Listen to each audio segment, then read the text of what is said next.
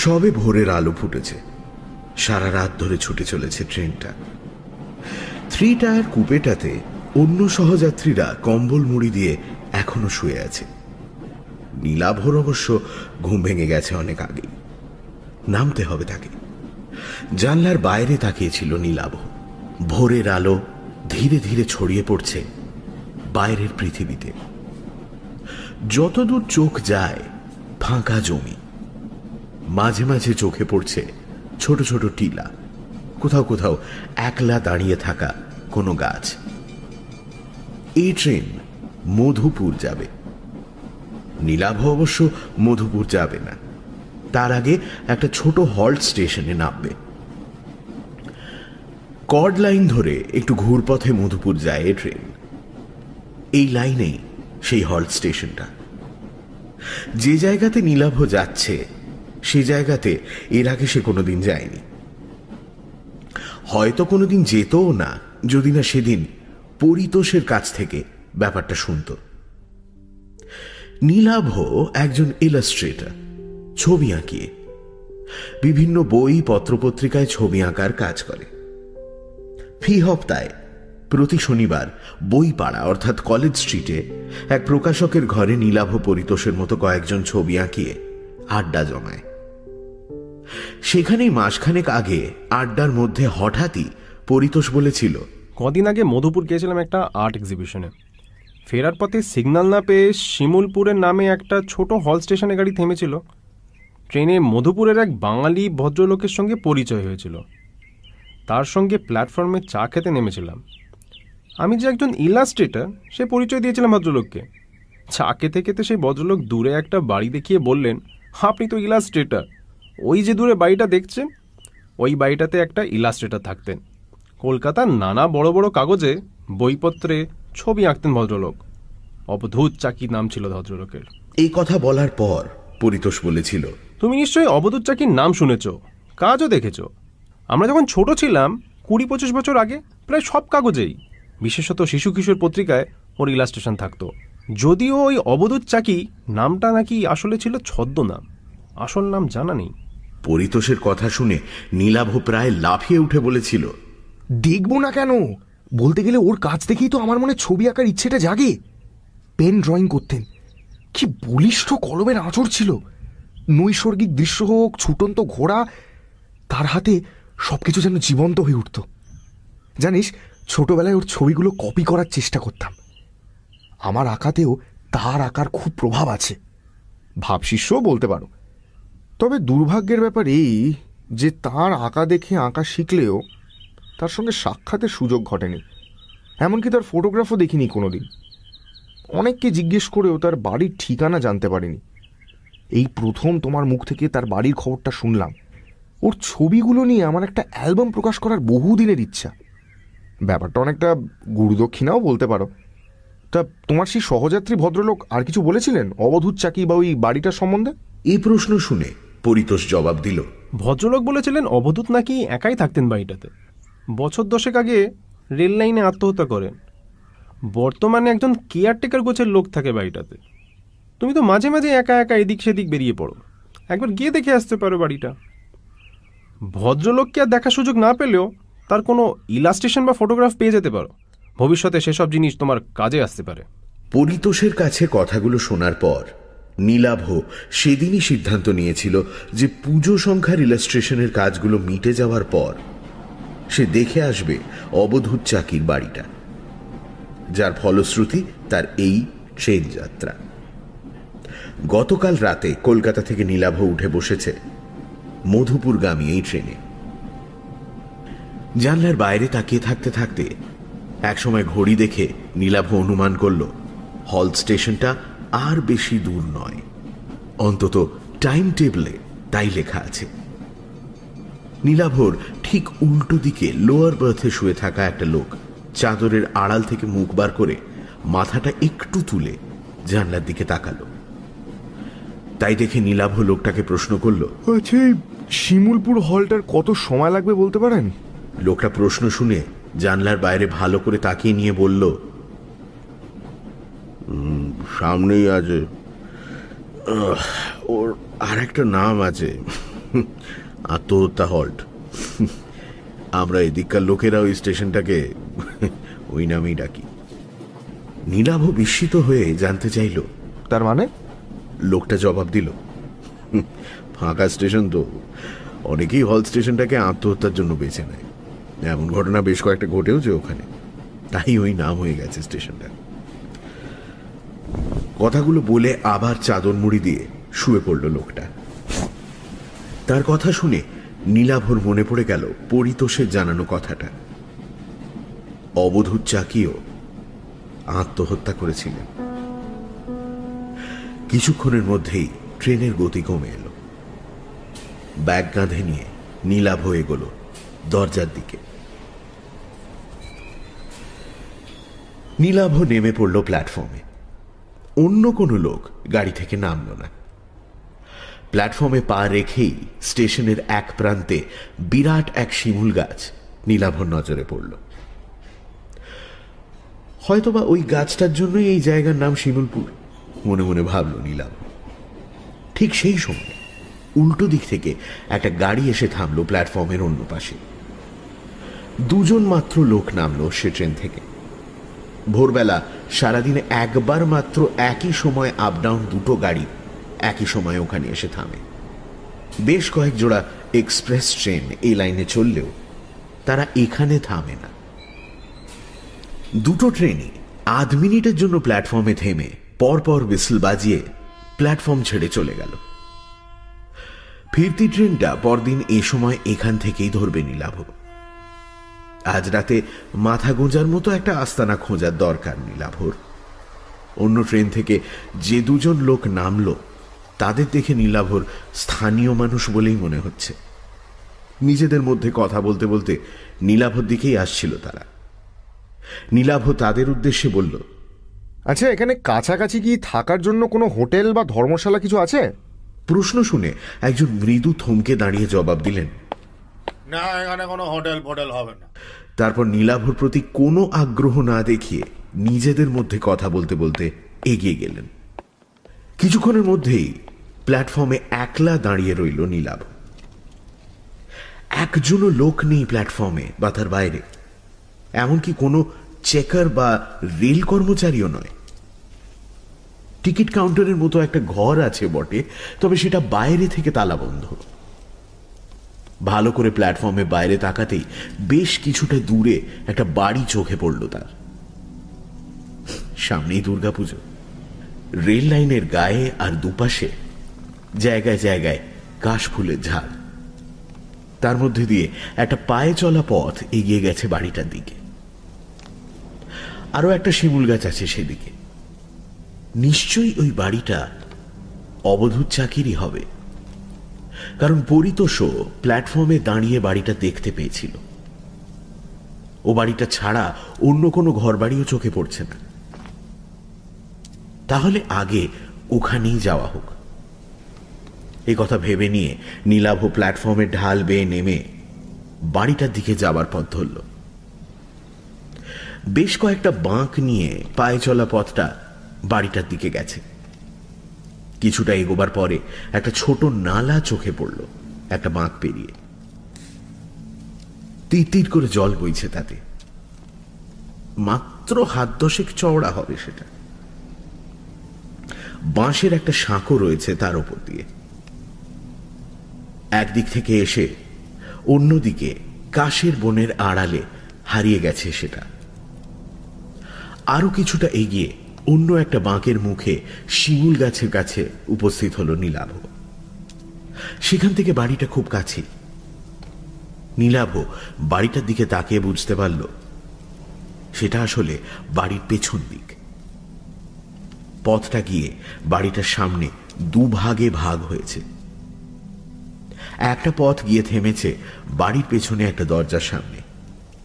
অন্য পথটা বাড়িটাকে বেড় দিয়ে সম্ভবত তার সদর দরজাতে গিয়ে পৌঁছেছে। নীলাভ ঠিকই অনুমান করেছিল। বাড়িটার কাছে গিয়ে সে দ্বিতীয় পথটা ধরে পৌঁছে গেল বাড়িটার সামনের অংশে। বেশ বড় পুরনো লাল ইটের তৈরি চওড়া দেওয়ালের একটা বাড়ি। সামনে ধামলা টানা বারান্দায় বড় বড় দরজা জানলা, যদিও সেগুলো বর্তমানে বন্ধ। একসময় মধুপুর বা তার আশেপাশের অঞ্চলগুলোতে হাওয়া বদলের জন্য এমন বাড়ি বানিয়ে রাখতেন পয়সাওয়ালা বাঙালিরা। হয়তোবা তেমনই কেউ 70 বা 100 বছর আগে বানিয়েছিল ওই বাড়িটা। নীলাভর এমনই মনে হলো। বাড়িটার সামনে কাউকে না পেয়ে নীলাভ একটু ইতস্তত করে বারান্দায় উঠে এলো। টানা বারান্দার এক পাশে বেশ কয়েকটা তালা বন্ধ ঘর, মাথার উপর কড়িবর্গা থেকে পায়রার ডাক শোনা যাচ্ছে। বারান্দায় উঠেও কাউকে না দেখতে পেয়ে নীলাভ হাঁক দিল, বলছি বাড়িতে কেউ আছেন? আমি কলকাতা থেকে এসেছি, কেউ আছেন? বার কয়েক হাঁক দেবার পর বারান্দার শেষ প্রান্তের একটা দরজা খুলে গেল। একটা লোক সেই ঘর থেকে বেরিয়ে ধীর পায়ে এসে দাঁড়ালো নীলাভর সামনে। বছর 50 হবে লোকটা। মাঝারি গড়ন, মাথায় কদম ছাঁট চুল, পরনে ধুতি আর ভতুয়া, খালি পা। লোকটা সম্ভবত স্থানীয় দেহাতি মানুষ হবে। নীলাভকে দেখে মৃদু বিস্মিতভাবে সে প্রশ্ন করল, কি চাই? প্রশ্নটা কিন্তু সে বাংলাতেই করল।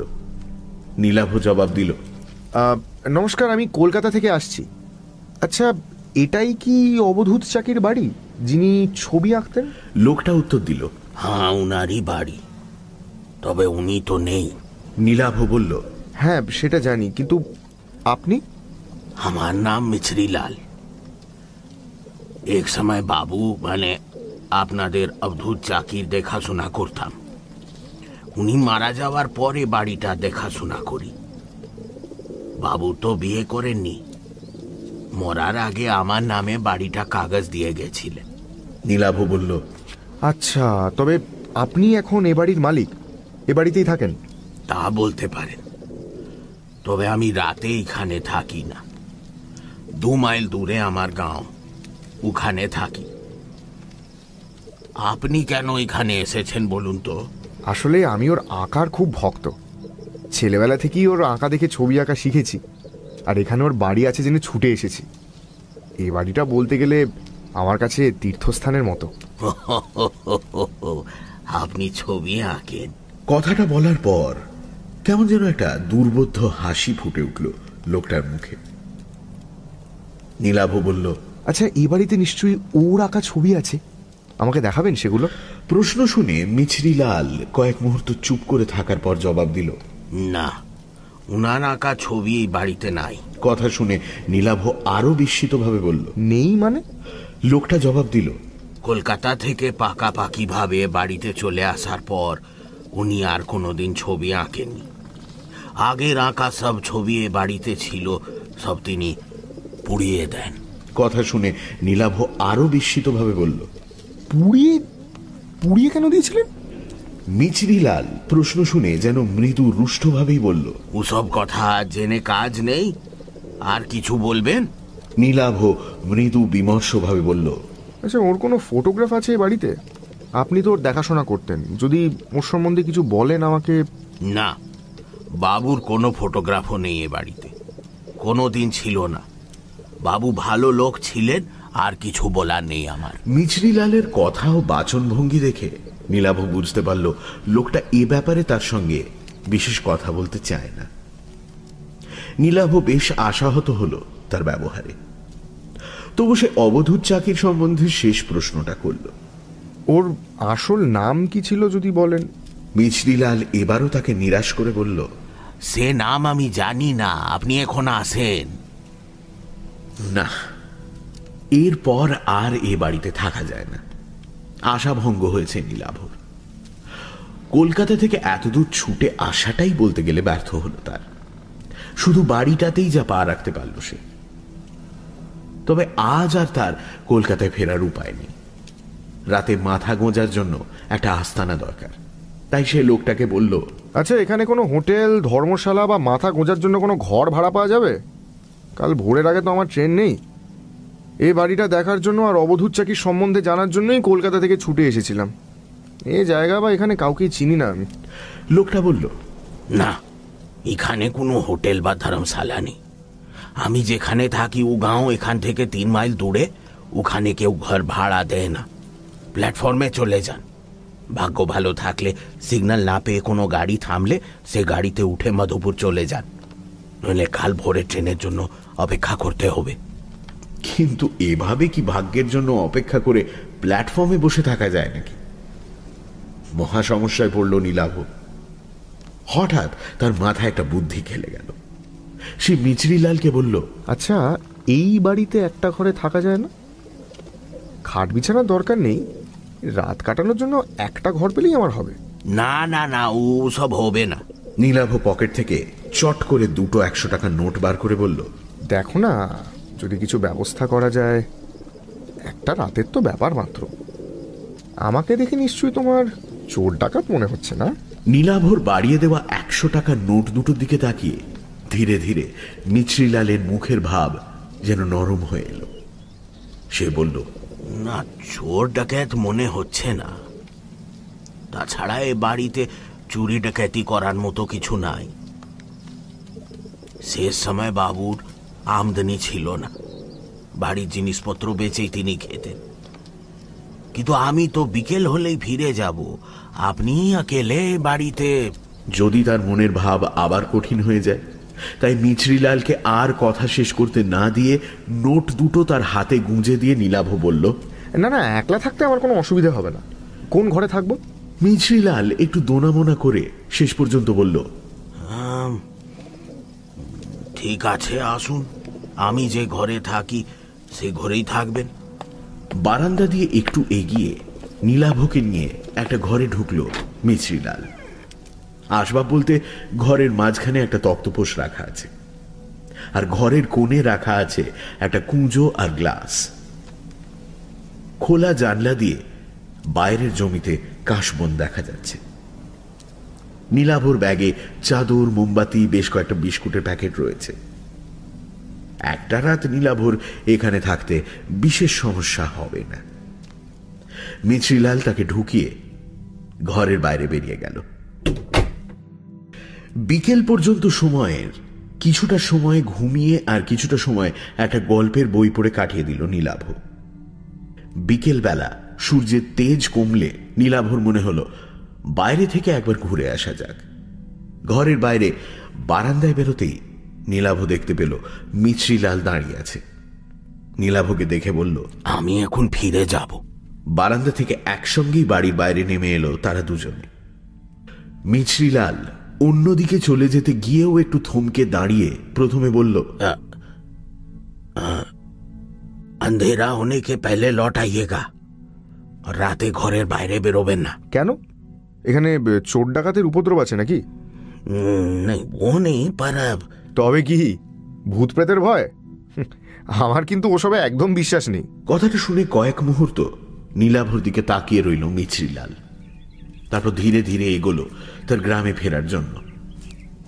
নীলাভ এগোলো তার উল্টো দিকে, যেদিকে রেল স্টেশন আছে সেই দিকে, যদি কোনো লোকজনের দেখা মেলে সেই আশায়। প্ল্যাটফর্মে উঠে এলো নীলাভ, কিন্তু একই রকম জনশূন্য রেল স্টেশন, একটা লোকও নেই কোথাও। তবে দিন শেষের আলোতে বেশ সুন্দর লাগছে চারপাশ। দিগন্ত বিস্তৃত কাশের বন রাঙা হয়ে উঠেছে বিদায়ী সূর্যের আভাতে।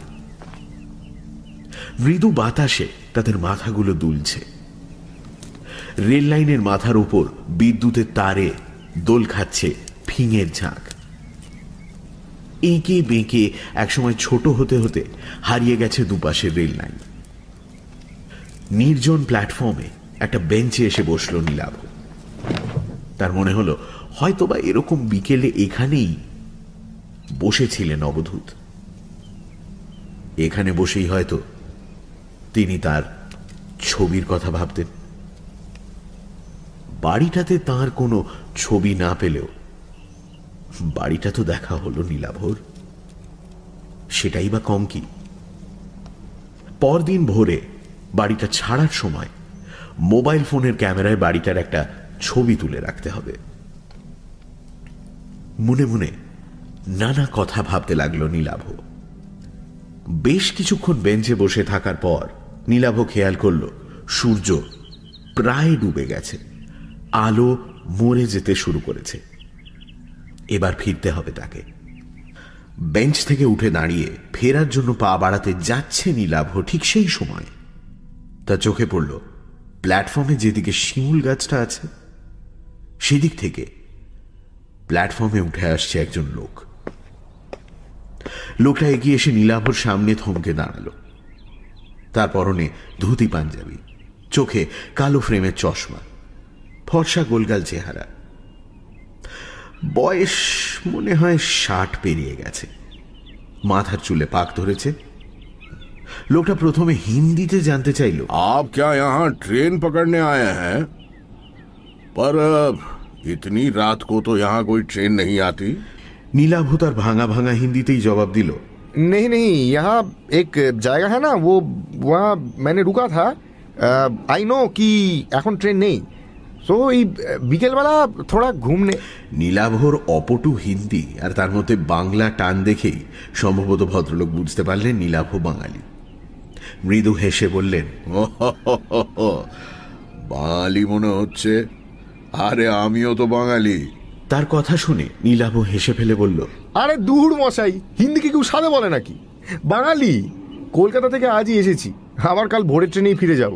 লোকটা এবার হাত জোড় করে নীলাভকে নমস্কার করে বলল, নমস্কার, আমার নাম অনিকেত চট্টোপাধ্যায়, স্থানীয় লোক, এখানেই থাকি। আপনি কোথায় এসেছেন এখানে? নীলাভ প্রতি নমস্কার জানিয়ে বলল, নমস্কার, আমার নাম নীলাভ বাগচি। আমি ইলাস্ট্রেটর, মানে ওই বই পত্রপত্রিকায় ছবি আঁকার কাজ করি আর কি। এখানে অবধূত চাকি নামে এক বিখ্যাত শিল্পীর বাড়ি আছে। ওই যে ওইখানে যে বাড়িটা আছে ওইটা। আমি ওই বাড়িটাই দেখতে এসেছি, রাতটুকু ওখানেই থাকবো। কথাটা শুনে ভদ্রলোক বললেন, আমি এটাই অনুমান করেছিলাম যে আপনি ওখানেই এসছেন, অবধূত বাবুর বাড়ি। আচ্ছা, আপনার সঙ্গে তার পরিচয় ছিল? বিলক্ষণ ছিল। কথাটা শুনে নীলাভ আগ্রহী হয়ে বলল, তাই নাকি? তার সম্বন্ধে কিছু জানাবেন আমাকে? তাকে কোনোদিন না দেখলেও বলতে গেলে তিনি আমার শিক্ষাগুরু ছিলেন। পত্রপত্রিকায় ছাপা তার আঁকা দেখেই বলতে পারেন যা কিছু শিখেছি আর কি। কি আর বলবো, ভালো মানুষ ছিলেন, ভালো ছবি আঁকতেন। শেষ জীবনে অবশ্য আঁকা ছেড়ে দিয়েছিলেন। আর কিছু তার ব্যক্তিগত জীবন সম্পর্কে কোনো তথ্য? শেষ জীবনে অবসাদে ভুগছিলেন, আত্মহত্যা করেন। তবে মৃত মানুষের ব্যক্তিগত জীবন নিয়ে আমি আলোচনা করি না। তা তো বটেই নিশ্চয়ই। জানেন, অনেক আশা নিয়ে এসেছিলাম এখানে, যদি তার কোনো ছবি টবি দেখা যায়। কিন্তু তা দেখতে পেলাম কই। শুনলাম ওর সব আঁকা নাকি উনি পুড়িয়ে দিয়েছিলেন। অনিকেত বাবু প্রথমে জবাব দিলেন, ঠিকই শুনেছেন। তারপর একটু চুপ করে থেকে বললেন, তবে ওর শেষ আঁকার খাতাটা কিন্তু ওই বাড়িতেই আছে, কিছু ছবিও আছে তাতে। কথাটা শুনেই নীলাভ বিস্মিতভাবে বলল, তাই নাকি? কিন্তু ও বাড়িতে মিছরিলাল বলে যে লোকটা থাকে সে তো কিছু বললো না আমাকে। খাতাটা আছে। মিছরিলাল খুব ভালোবাসতো অবধূত বাবুকে। ওই খাতাটাই তার কাছে অবধূত বাবুর শেষ স্মৃতি। খাতাটা পাছে কেউ হাতিয়ে নেয় বা খাতাটা যদি কোনো ক্ষতি হয়, সেই জন্য খাতাটা কাউকে দেখাতে চায় না। ইস, ছবিগুলো যদি একবার দেখা যেত। ভদ্রলোক কয়েক মুহূর্ত স্থির দৃষ্টিতে নীলাভর দিকে তাকিয়ে থেকে বললেন, আপনি ছবির খাতাটা সত্যি দেখতে চান? তাহলে সে ব্যবস্থা আমি করতে পারি। নীলাভ বলে উঠল, হ্যাঁ, অবশ্যই দেখতে চাই। আপনি ব্যবস্থা করবেন? তার আঁকা দেখার জন্য যখন আপনি এত দূর ছুটে এসেছেন, তখন সে সাহায্য আমি না হয় করব। ও বাড়ির কোন ঘরে কোথায় খাতাটা রাখা আছে আমি জানি। আপনি বাড়ি ফিরে যান, রাতে আমি ওই বাড়ি যাচ্ছি, জেগে থাকবেন। আমি যে কিভাবে আপনাকে ধন্যবাদ জানাবো আমি ঠিক। কথাটা শুনে ভদ্রলোক হেসে বললেন, আগে ছবিগুলো দেখুন, তারপর ধন্যবাদ দেবেন। আমি এখন আসি, রাতে দেখা হচ্ছে। হ্যাঁ, গুড নাইট। এই বলে ভদ্রলোক প্ল্যাটফর্মের অন্য দিকে হাঁটতে শুরু করলেন। সন্ধে নামতে শুরু করেছে। নীলাভ এবার প্ল্যাটফর্ম ছেড়ে এগোলো বাড়িটাতে ফেরার জন্য। সে যখন ঘরটাতে ফিরে এলো, ঠিক তখনই বাইরে ঝুপ করে অন্ধকার নামল। ঘরে ঢুকে মোমবাতি জ্বালিয়ে বসল নীলাভ। একসময় বাইরে ধীরে ধীরে অন্ধকার কেটে গিয়ে চাঁদ উঠতে শুরু করল। অনিকেত বাবুর জন্য প্রতীক্ষা করতে লাগলো সে। সময় এগিয়ে চলল, 7টা 8টা, কিন্তু ভদ্রলোকের দেখা নেই। বাইরে গোল চাঁদ ধীরে ধীরে মাথার ওপর উঠতে লাগলো। রাত 9টা যখন বাজলো তখন নীলাভর মনে হতে লাগলো হয়তো ভদ্রলোক আর নাও আসতে পারেন। হয়তো তিনি নীলাভকে বাইরের লোক দেখে মশকরা করেছেন অথবা কোনো কাজে আটকে পড়েছেন। একটা দোলাচলের মধ্যে তবু নীলাভ তার অপেক্ষা করতে লাগল। কিন্তু আরো ঘন্টা 2 সময় যখন অতিক্রান্ত হলো তখন নীলাভ অনুমান করল ভদ্রলোক আর আসছেন না। পরদিন কাক ভোরে তাকে ট্রেন ধরতে হবে, কাজেই কিছু খেয়ে শুয়ে পড়াই ভালো। নীলাভ ধীরে সুস্থে সঙ্গে আনা 1 প্যাকেট বিস্কুট আর মিষ্টি খেল। রাতে ঘুমোবার আগে রোজ মিনিট 10 পায়াচারি করা অভ্যেস তার। ঘরটা বেশ বড়, ঘরের মধ্যে হাঁটার কাজ সেরে নিল সে। তারপর যখন সে জল খেয়ে চাদর মুড়ি দিয়ে শুতে যাচ্ছে ঠিক তখনই দরজাতে টোকা দেওয়ার শব্দ হলো। বাইরে থেকে একটা গলা শোনা গেল। নীলাভ বাবু, নীলাভ বাবু, জেগে আছেন? আমি এসেছি। নীলাভ দরজা খুলতেই দেখতে পেল অনিকেত বাবু দাঁড়িয়ে আছেন। নীলাভকে দেখে তিনি বললেন, আমার আসতে দেরি হয়ে গেল। ভালোই হলো বাইরে জ্যোৎস্না ফুটেছে, নইলে খাতাটা দেখবার জন্য অপেক্ষা করতে হতো। আপনি তৈরি তো? তবে চলুন সেই ঘরেই যাই। নীলাভ তাঁর কথার জবাবে হেসে বলল, আপনার এত দেরি দেখে আমি ভেবেছিলাম আপনি আর আসছেন না, কোনো কারণে আটকে গেছেন। চলুন চলুন। এই বলে নীলাভ ঘর থেকে মোমবাতিটা তুলে নিয়ে বাইরে বেরিয়ে এলো। ভদ্রলোক তাকে নিয়ে দরজা খুলে পাশের একটা ঘরে ঢুকলেন। তারপর সেই ঘরটা থেকে অন্য দরজা দিয়ে অন্য একটা ঘরে। দ্বিতীয় ঘরটাতে মুহূর্তের জন্য থামলেন তিনি।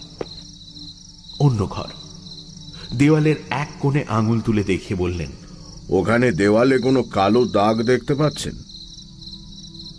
আগুন লাগানোর দাগ। এইটাই ছিল তার আঁকার ঘর।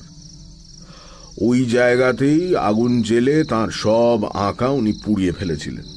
কথাটা শুনে সেদিকে তাকিয়ে আফসোসে মাথা নাড়ল নীলাভ। ভদ্রলোক কথাটা বলে আর অবশ্য সেই ঘরে দাঁড়ালেন না, এগোলেন অন্য ঘরের দিকে। পরপর বেশ কয়েকটা ঘর অতিক্রম করলেন ভদ্রলোক। কোনো ঘরেই কোনো আসবাবপত্র নেই। ভদ্রলোক যেভাবে একটার পর একটা দরজা দিয়ে ঘরগুলো অতিক্রম করলেন তাতে নীলাভ বুঝতে পারল যে এ বাড়ির সবকিছুই ভদ্রলোক চেনেন। অবশেষে ভদ্রলোক নীলাভকে নিয়ে একটা ঘরে এসে দাঁড়ালেন। এই ঘরেই প্রথম একটা আসবাব চোখে পড়ল তার, কাঠের বড় একটা আলমারি। ঘরে অন্য একটা জানলা ও দরজাও আছে। অনিকেত বাবু বললেন, দাঁড়ান, আগে জানলাটা খুলি। বাতিটা দেওয়ালের কুলুঙ্গিতে রাখুন, ওইখানে। তার কথা মতো বাতিটা নীলাভ সেখানে রাখল। ভদ্রলোক জানলাটা খুলতেই বাইরে থেকে চাঁদের আলো এসে ছড়িয়ে পড়ল ঘরে। বাইরে তাকিয়ে নীলাভ বুঝতে পারল বাড়ির পেছন দিকের একটি ঘরে এসে সে উপস্থিত হয়েছে। জানলা খোলার পর ভদ্রলোক আলমারির কাছে গিয়ে তার পাল্লাটা খুললেন। নীলাভ দেখল তার তাকগুলো সব শূন্য। ভদ্রলোক এরপর তার পায়ের পাতার উপর ভর করে একটু লম্বা হয়ে হাত বাড়িয়ে সব থেকে ওপরের তাক হাতড়ে অবশেষে একটা খাতা বার করে আনলেন। খাতাটার আকৃতি দেখেই অনিকেত বুঝতে পারল যে সেটা একটা ড্রয়িং বুক বা আঁকার খাতা। নিশ্চয়ই ওটা অবধূত চাকির আঁকার খাতা। খাতাটার মলাটের উপর থেকে ধুলো ঝেড়ে সেটা নিয়ে জানলার সামনে গিয়ে দাঁড়ালেন অনিকেত বাবু। নীলাভ তার পাশে গিয়ে দাঁড়ালো। খাতাটা তার হাতে তুলে দেওয়ার আগে ভদ্রলোক বললেন, মোট 5টা ছবি আছে খাতাটাতে, তবে আমি যেভাবে বলবো সেভাবে খাতার পাতা উল্টে ছবিগুলো দেখবেন। তবে ব্যাপারটা বুঝতে পারবেন। প্রথমে প্রথম ছবিটা দেখুন। খাতাটা হাতে নিয়ে কেমন যেন একটা রোমাঞ্চ অনুভব করল নীলাভ। অবধূত চাকির নিজের হাতে আঁকা ছবি বলে কথা। খাতার প্রথম পাতাটা খুলল নীলাভ। চাঁদনি রাতে একটা ল্যান্ডস্কেপের ছবি। আরে, এই তো ছবির নিচে এক কোণে অবধূত চাকির নামের আদ্যক্ষর এ আর সি, যেমন থাকতো অবধূত চাকির আঁকা সব ছবিতে। জ্যোৎস্না আলোতে বিধৌত চরাচর, কাশের বন, তার পাশ দিয়ে এঁকে বেঁকে হারিয়ে যাওয়া রাস্তা কালির আঁচড়ে জীবন্ত করে তুলেছেন শিল্পী। চাঁদটা এত সুন্দর যেন সে সত্যি খাতার ভেতর থেকে আলো ছড়াচ্ছে। তন্ময়ভাবে খাতাটার দিকে তাকিয়ে রইল নীলাভ। এমন সময় অনিকেত বাবু বললেন, একবার জানলার বাইরে তাকান। নীলাভ তাকালো। তারপর ব্যাপারটা বুঝতে পেরে হতবাক হয়ে গেল বিস্ময়ে। বাইরের দৃশ্যটাই যেন ক্যামেরাতে তোলা ফটোগ্রাফের মতো নিখুঁত ভাবে ধরা আছে খাতাটায়। একই কাশের বন, তার মাঝখান দিয়ে এঁকে বেঁকে চলা রাস্তার প্রতিটা বাঁক, এমনকি এই মুহূর্তে চাঁদের অবস্থানটাও হুবহু একই রকম। যেন এই মুহূর্তে ওখানে দাঁড়িয়েই ছবিটা এঁকেছেন শিল্পী। নীলাভ বলল, অবিশ্বাস্য, অবিশ্বাস্য। অনিকেত বাবু বললেন, এর পরের ছবিগুলো বোঝার জন্য আমাদের বাইরে যেতে হবে। ঘরের পেছনে দরজাটা খুলে রাস্তায় নামলেন ভদ্রলোক। নীলাভ খাতাটা নিয়ে তাকে অনুসরণ করল। কিছুটা পথ হেঁটে তারা এসে দাঁড়ালো বাড়িটার কাছাকাছি যে শিমুল গাছটা আছে তার নিচে। ভদ্রলোকের নির্দেশে দ্বিতীয় পাতাটা খুলল নীলাভ। এবারও বিস্ময়ের সীমা রইল না তার। যেন এখনই আঁকা হলো ছবিটা। সেখানে দাঁড়িয়ে পেছনের দিকে বাড়িটা, আর একটু এগিয়ে সাঁকোটা যেমন ভাবে দেখা যাচ্ছে, খাতাতেও হুবহু যেন তেমনই আঁকা। এমনকি বাড়ির পেছনের দরজাটা যে খোলা তাও ছবিটাতে স্পষ্ট বোঝা যাচ্ছে। ভদ্রলোক তাকে কেন বাইরে আনলেন তা এবার বুঝতে পারল নীলাভ। শিমুল গাছের তলা ছেড়ে তারা এরপর এগোলো সামনের দিকে। এসে থামল সাঁকোটার ওপর। তৃতীয় পাতার ছবিটার সাথে এই জায়গার হুবহু মিল। বাড়িটা অনেক দূরে সরে গেছে। রেল লাইনের দিকটা কিছুটা চোখে পড়ছে এবার। অনিকেত বাবু বললেন, চাঁদের অবস্থানটা খেয়াল করুন। আমাদের এগোবার কারণে আমাদের কাছে চাঁদের অবস্থান যেমন বদলাচ্ছে, ছবিতেও কিন্তু তেমনই বদলাচ্ছে।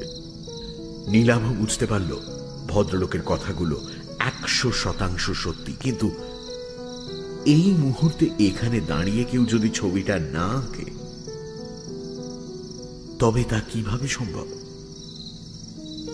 অনিকেত বাবু যেন মৃদু হাসলেন। ছবির অন্য পাতা দুটো দেখার আকর্ষণে নীলাভ আবার অনুসরণ করল তাকে। তারা এরপর যে জায়গায় এসে দাঁড়ালো সেখান থেকে প্ল্যাটফর্ম আর রেল লাইন স্পষ্ট দেখা যাচ্ছে। অনেক পেছনে দেখা যাচ্ছে ফেলে আসা বাড়িটা। চতুর্থ ছবিটাতে তেমনই আঁকা রয়েছে, যেন সময়ের সাথে সাথে খাতার পাতায় ছবি এঁকে চলেছে কেউ। নীলাভর বিস্ময়ের সীমা নেই বুঝতে পেরে অনিকেত বাবু এবার স্পষ্ট হেসে বললেন, এই খাতার শেষ ছবিটাই আসল ছবি। সেটা দেখলে বুঝতে পারবেন ছবি কতটা জীবন্ত হয়ে উঠতে পারে, কত বড় শিল্পী ছিলেন অবধূত। এই বলে তিনি এগোলেন রেল লাইনের দিকে। শেষ ছবিটা দেখার অমোঘ আকর্ষণে মন্ত্রমুগ্ধের মতো তার পেছনে হাঁটতে লাগলো নীলাভ। রেল লাইনে উঠে এলো তারা। অনিকেত বাবু বেশ কিছুটা দূরে রেল লাইনের গায়ে একটা ইলেকট্রিক পোস্ট দেখিয়ে দিয়ে বললেন, রেল লাইনের মধ্যে দিয়ে হাঁটতে হাঁটতে সোজা ওই পোস্টের সামনে গিয়ে লাইনের মাঝখানে দাঁড়িয়ে খাতাটা খুলবেন। তিনি যে কত বড় শিল্পী ছিলেন তবে তা বুঝতে পারবেন। আর এই শিল্পীকেই একসময় অন্যের ছবি চুরি করার, কপি করার জন্য অপমান করেছিল একদল লোক। অবধূত চাকির কারো ছবি কপি করার প্রয়োজন হতো না। নীলাভ বিস্মিত হয়ে ভদ্রলোকের শেষ কথাগুলো শুনল।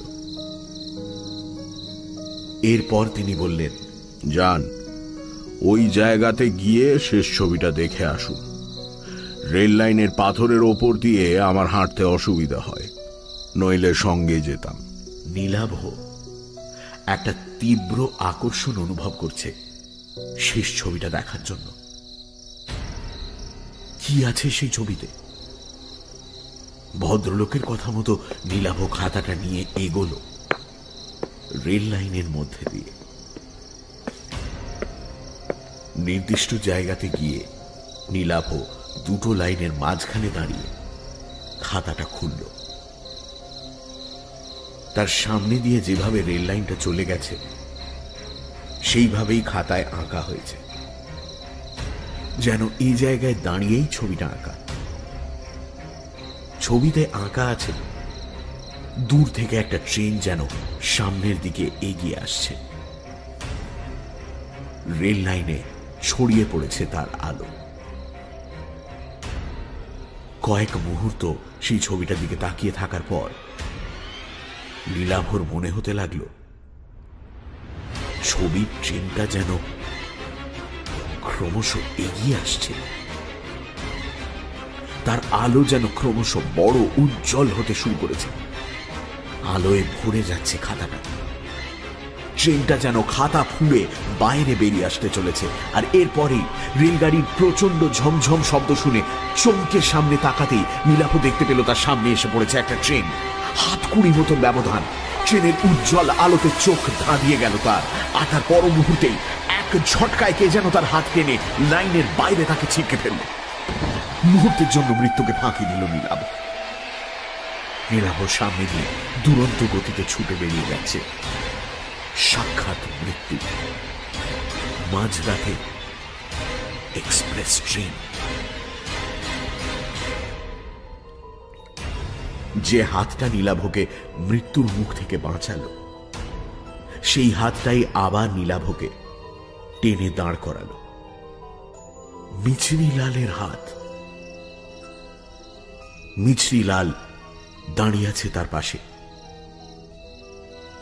মৃত্যুর মুখ থেকে সদ্য ফিরে আসা নীলাভ হতভম্ব। নীলাভদের সামনে দিয়ে ট্রেনটা দ্রুত গতিতে সরে যাবার পরেই সে দেখতে পেল লাইনের ওপাশে দাঁড়িয়ে আছেন অনিকেত বাবু। নীলাভকে জীবন্ত দেখে তার চোখে মুখে যেন ফুটে উঠেছে বিস্ময় মিশ্রিত ঘৃণার ভাব। রেল লাইনের পাশেই পড়েছিল আঁকার খাতাটা। মিছরিলাল সেটা মাটি থেকে কুড়িয়ে নিতেই রেল লাইনের ওপাশ থেকে ভদ্রলোক বললেন, মিছরিলাল, খাতাটা আমায় ফেরত দাও। মিছরিলাল জবাব দিল, না, এ খাতা আমি দিব না বাবু। প্রতিশোধ নেওয়া তো অনেক হলো, এ কাজ আমি করতে দিব না আপনাকে। অনিকেত বাবু এবার কাতর স্বরে বলে উঠলেন, না না, তুমি খাতাটা আমায় দাও। তুমি খাতাটা আমায় দাও। তুমি জানো না এই শহরের মানুষগুলো আমায় কত অপমান করেছে। উল্টো দিক থেকে আর একটা এক্সপ্রেস ট্রেন আসছে। তার আলোতে আলোকিত হয়ে উঠেছে রেল লাইন। লাইনের দুপাশে দাঁড়ানো নীলাভ, মিছরিলাল আর অনিকেত বাবুকে দেখতে পেয়েই মনে হয় ঘন ঘন হুইসেল বাজাচ্ছে ট্রেনের চালক। অনিকেত বাবুর কথার জবাবে মিছরিলাল বলে উঠল, আমি সব জানি বাবু, সেজন্য দুঃখ আমার কম নয়, কিন্তু আর নেই। এই বলে সে এক অদ্ভুত কাণ্ড করে বসল। দু হাতে আঁকার খাতাটা সে ছিঁড়তে শুরু করল। আর তাই দেখে করুণ আর্তনাদ করে উঠলেন অনিকেত বাবু। না না,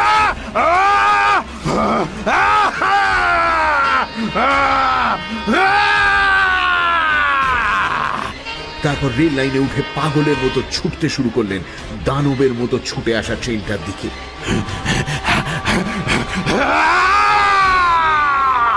ট্রেনটা এসে পড়ল ভদ্রলোকের ওপর। ভয়ঙ্কর দৃশ্যটা না দেখার জন্য শেষ মুহূর্তে চোখ বুজে ফেলেছিল নীলাভ।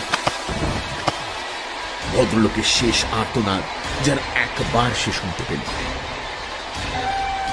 তারপর ট্রেনের ঝমঝমানি আর হুইসেলের শব্দে ঢাকা পড়ে গেল সবকিছু। ট্রেনটা বেশ দূরে চলে যাবার পর চোখ মেলল নীলাভ। তার পাশে দাঁড়িয়ে মিছরিলাল। তাদের চারপাশে ছড়িয়ে আছে ছেঁড়া খাতার টুকরোগুলো। নীলাভ ভয়ে ভয়ে তাকালো কিছুটা দূরে, যেখানে অনিকেত বাবুর ছিন্ন ভিন্ন দেহটা পড়ে থাকার কথা সেই জায়গাতে। কিন্তু সেখানে লাইন বা তার আশেপাশে কিছুই পড়ে নেই। তার মনের অবস্থা বুঝতে পেরেই সম্ভবত মিছরিলাল বলল, না, ওখানে কেউ নেই, থাকার কোথাও নয়। তবে ঠিক ওই জায়গাতেই বাবু একদিন আত্মহত্যা করেছিলেন। হ্যাঁ, তার মানে আমার সঙ্গে আপনি এবার বাড়িটাতে ফিরে চলুন, ওখানে গিয়ে সব বলছি আমি আপনাকে। নীলাভর মাথার ভেতর যেন সব তালগোল পাকিয়ে যাচ্ছে। মিছরিলালের পেছনে টলতে টলতে সে এগোলো বাড়িটার দিকে। বাড়ি ফিরে সেই পেছনের ঘরটাতেই বসলো তারা। বড় মোমবাতিটা তখনও জ্বলছে। ঘরটাতে ঢুকে ধাতস্থ হতে বেশ অনেকটা সময় নিল নীলাভ। মিছরিলাল বাড়ির ভেতরে কোথা থেকে যেন জল এনে খাওয়ালো নীলাভকে। মোমবাতির আলোতে বিষণ্ণ মিছরিলালের মুখ। এক সময় সে বলতে লাগলো তার কথা, টুকরো টুকরো কথা, দীর্ঘক্ষণ থেমে থেমে। আপনি তো জানেন বাবু বড় শিল্পী ছিলেন, উনার খ্যাতি ছড়িয়ে পড়েছিল চারপাশে। কিন্তু ও খ্যাতি ওনার কাল হল। একদল শিল্পী বাবু সে জ্বলতে থে। তাদের মধ্যে অনেকে বাবু নিজে আঁকা শিখিয়েছিলেন, কাজ পাইয়ে দিয়েছিলেন, কিন্তু উনারা বাবুর বিরুদ্ধে ও ষড়যন্ত্র করতে লাগে। বাবু একবার একটা ছবি এঁকেছিলেন, তারা প্রচার করলো সেটা নাকি এক বিখ্যাত শিল্পীর ছবি থেকে চুরি করে আঁকা। বাবু সে শিল্পীর ছবি কোনোদিন দেখেনি, पर कोई कारण से দুটো ছবির মধ্যে একটু মিল ছিল, কিন্তু বাবুর কথা কেউ বিশ্বাস করলো না। কোনো अखबारे नाकि लेखा हलो बाबू चुरी करे छवि आंकेन। लज्जाय अपमाने घृणाय बाबू छवि आंका छेड़े दिलेन, निजेर सब छवि पुड़िये दिलेन। আর তার মধ্যে প্রচন্ড একটা আক্রোশ তৈরি হলো শহরের মানুষের বিরুদ্ধে, বিশেষ করে যারা ছবি আঁকেন তাদের বিরুদ্ধে। আত্মহত্যা করার আগে শেষ ওই খাতাটায় ছবি এঁকেছিলেন। আমাকে বলেছিলেন আমি কত বড় শিল্পী ছিলাম, তাই খাতাটা ও ভবিষ্যতে বুঝিয়ে দিবে। এই বলে বাবু চলে গেলেন। শেষ ছবিটা আঁকার পর দিনই তিনি রেল লাইনে আত্মহত্যা করলেন। তার কথা সেদিন বুঝতে পারিনি, বাদ মে বুঝেছিলাম। এই খাতাটা অনেককে টেনে নিয়ে গেছে মৃত্যুর দিকে। লোকে ভাবে ব্যাপারটা আত্মহত্যা, কিন্তু আসল ব্যাপারটা তা নয়। আমি গরিব মানুষ, আপনি টাকাটা দেখাতে আমি লোভে পড়ে গেছিলাম, কিন্তু মনের মধ্যে একটা সন্দেহ ছিল। তাই মাঝরাতে আবার বাড়িতে ফিরে এলাম। দেখলাম আপনি নেই। ও কি হতে পারে তা অনুমান করে আমি পৌঁছে গিয়েছিলাম রেল লাইনের ধারে। अगर मैं आज वहां ना होता तो তবে তবে ওই অনিকেত বাবু। উনি বাবু। হ্যাঁ, নীলাভ এবার খেয়াল করল অনিকেত চট্টোপাধ্যায় আর অবধূত চাকি, তাদের নামের আদ্যক্ষর একই, AC। সেজন্যই নিশ্চয়ই আদ্যক্ষরে মিল থাকা ছদ্মনাম নিয়েছিলেন তিনি। ছবির নিচে স্বাক্ষর করতেন AC লিখে। মিছরিলাল বলল, ঘটনাগুলো ঘটার পর কিন্তু খাতাটা আবার এই আলমারির তাকে আপনি আপসে ফিরে আসতো। অনেকবার ভেবেছি খাতাটা নষ্ট করে দেব, কিন্তু পারিনি। বাবুর শেষ আঁকা, শেষ স্মৃতি। लेकिन आज আমি এই কাজ করলাম। नहीं तो এই খাতা আরো অনেক মানুষকে টেনে নিয়ে যাবে রেল লাইনে। बदला बड़ो भयंकर जिनिस बाबू। इससे किसी का भला नहीं होता। নীলাভ নিশ্চুপ। মোমবাতিটা এবার শেষ হয়ে এসেছে। নিভে যাওয়ার আগে আলোর শিখাটা কাঁপছে। সেই আলো এসে পড়েছে মিছরিলালের মুখে। তার চোখে জল। হাতের পাতার উল্টো দিক দিয়ে চোখের জল মুছে নিয়ে মিছরিলাল বলল, খাতাটা নষ্ট হয়ে গেছে। আমার ধারণা বাবু আর আসবেন না। সবকিছু শেষ হয়ে গেল।